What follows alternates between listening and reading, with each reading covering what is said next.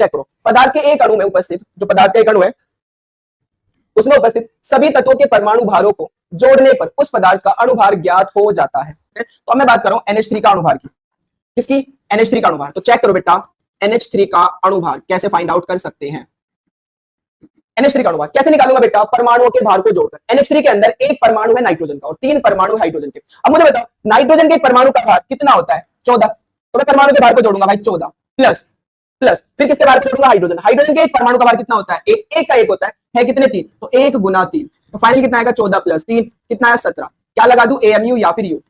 AMU को हम U भी बोलते हैं, आपको बताया था मैंने, यूनाइटेड मास, एकीकृत द्रव्यमान हिंदी में कहूं तो यूनाइटेड मास, यूनिफाइड मास, सॉरी यूनिफाइड मास, क्लियर है? AMU atomic mass unit. तो या तो AMU से डिनोट करोगे या फिर U से डिनोट करोगे। तो 17U। 17U क्या है? ये NH3 का अणुभार, मतलब NH3 के एक अणु का भार है।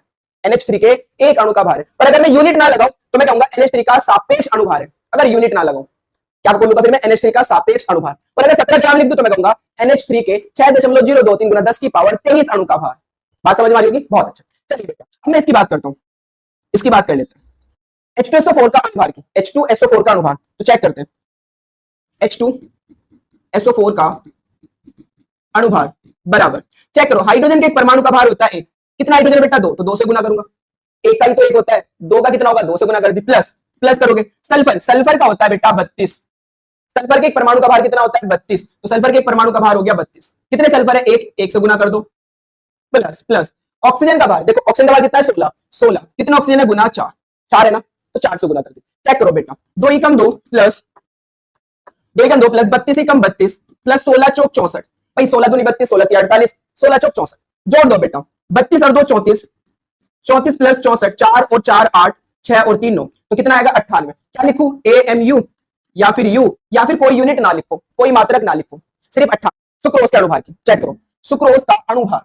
अब सुक्रोज का अणुभार चेक करो बेटा, सुक्रोज का अणुभार निकालते बराबर, चेक करो, बहुत अच्छा।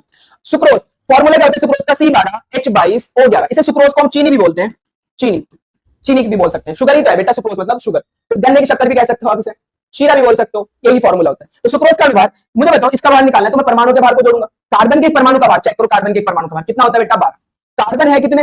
नंबर ऑफ कार्बन कितने? 12 ही है, तो 12 से गुना कर दो, प्लस हाइड्रोजन के परमाणु का भार अभी देखा था 1, हाइड्रोजन है कितने? 22, तो 22 से गुना कर दो, प्लस ऑक्सीजन के परमाणु का भार कितना होता है? 16, ऑक्सीजन है कितने? 11, तो 11 से गुना कर दो, 11 से गुना कर दो।